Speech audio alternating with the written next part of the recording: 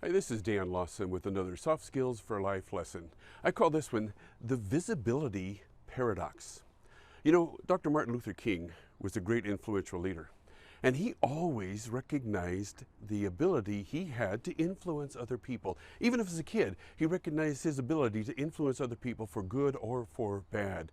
In fact, he thought that if he was even a minute late for school, that would have a negative influence on some of the other kids around him. In fact, there were two times as a teenager that he tried to commit suicide because he thought he had a negative influence or a negative impact on a family member or a friend. Now, lucky for us, he was not successful in those attempts. And later on in his life, he figured out the ability he had to influence others caused him to be a good leader. And in fact, he also figured out when it was time to lead and when it was time to step out of the way.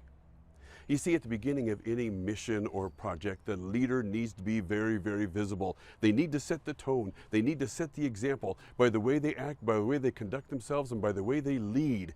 But eventually, if you're a good leader, there comes a time when the good leader realizes that they need to step back and transfer ownership to the other people that they're leading. They need to step out of the way so that other people can have their chance to step up. A good leader will transfer that influence onto others and cause them to take leadership responsibilities as well.